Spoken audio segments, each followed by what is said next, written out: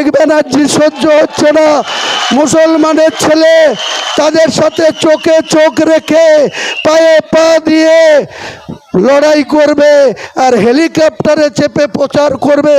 ওরে বাবারে, গায়ের পা থেকে গা পর্যন্ত জ্বলে যাচ্ছে, হেলিকপ্টারের পারমিশন দিচ্ছে না।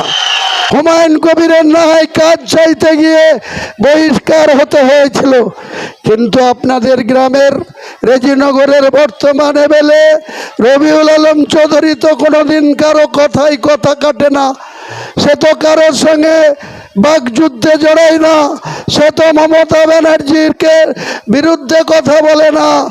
আজকে তাকে কেন টিকিট দেওয়া হলো না?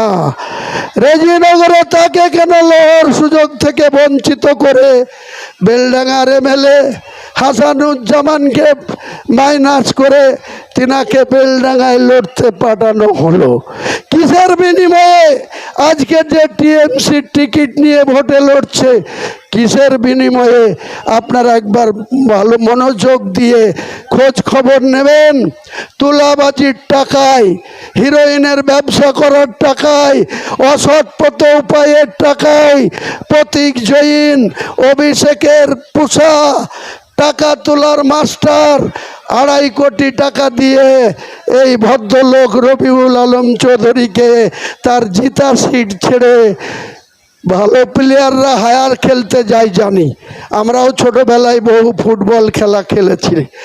আমরা নদিয়া থেকে ইনসান, জুজুর আলী, অনেক ভালো ভালো প্লেয়ারকে, আমি তখন ফুটবল খেলার রেফারিগিরি করতাম, অনেক ভালো ভালো ওই ভাগা, চাঁদপুর, বিলবেড়িয়া অনেক জায়গা থেকে আমরা তখন ফুটবল খেলার রেফারিগিরি করতাম। দেখতাম চাঁদঘর, পাঁচখেলা, শিয়ালখেলা, ভাগা, চাঁদপুর, দেবগ্রাম এইসব জায়গা থেকে ফুটবলারদের নিয়ে এসে ম্যাচ জিতিয়ে দিত। তখনকার দিনে খাওয়া দাওয়া দিত হতো, আর মাত্র 2000 টাকা নিয়ে ম্যাচ জিতিয়ে দিত। বলুন, হোম টিমে যে প্লেয়ার ভালো খেলতে পারলো না, মির্জাপুরের রাস্তাঘাটের অবস্থা দেখুন। আজকে সেই হোম প্লেয়ারকে হোম মাঠে খেলতে না দিয়ে হায়ার খেলতে পাঠালো। আর যিনি 5 বছর কলকাতায় বসে বসে সময় কাটালো, বেলডাঙ্গা টাউনের ভোটারদের সাথে কোনো ভালো সম্পর্ক গড়ল না। বেলডাঙ্গা টাউনের পৌরসভা মূলত হিন্দুত্বের দ্বারা পরিচালিত। এই জেলা 70% মুর্শিদাবাদ অধিষ্ঠিত জেলা। চলে যান বহরমপুর পৌরসভা, মুসলমানদের কোনো ক্ষমতা নেই, তাদের কোনো গুরুত্ব নেই।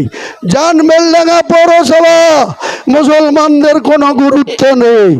আর মমতা ব্যানার্জি নিজের দলের মধ্যে, সংগঠনের মধ্যে টিকিট বন্টন করতে গিয়ে শুধু হিন্দু আর মুসলমান, 72% যে জেলায় মুসলমান, সেই জেলায় একটা মুসলমান সংগঠনের জেলা সভাপতির দায়িত্ব পায় না।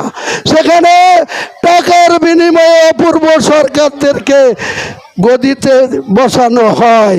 আর মুসলমানদের মধ্যে বেলডাঙ্গা থানা বলুন, রেজিনগর থানা বলুন, শক্তিপুর থানা বলুন, ডোমকল থানা বলুন, সুতি থানা বলুন, ফারাক্কা থানা বলুন, বড়ুয়া থানা বলুন, কাঁদি থানা বলুন, সমস্ত থানায় একই সিস্টেম।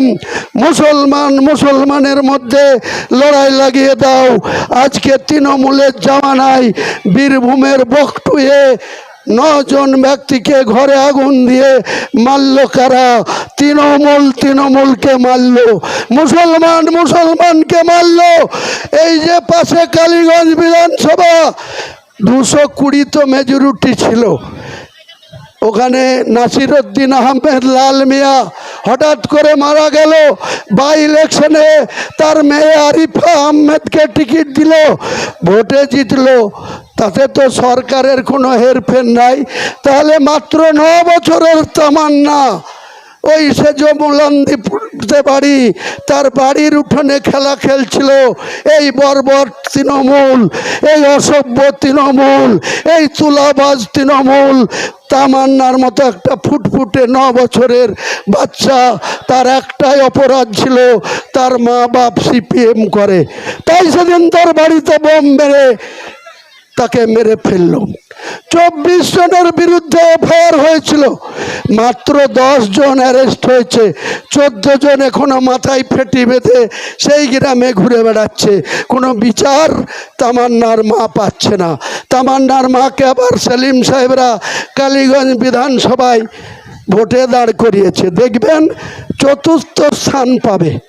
কোনো মতেই তারা নিজের মেয়ের যে খুনের বিচার করতে পারছে না, তাকে বিধানসভায় সে সেজমুলন্দি থেকে দেবগ্রাম, জুড়ানপুর বিভিন্ন এলাকায় ভোট চাইতেও স্বাভাবিকভাবে যেতে পারবে না। কাজেই আজকের দুনিয়ায় মহান আল্লাহ তাআলা সম্মান রাখার মালিক। মহান আল্লাহ তাআলা যাকে সম্মান দেবে সে নিশ্চয়ই সম্মান পাবে।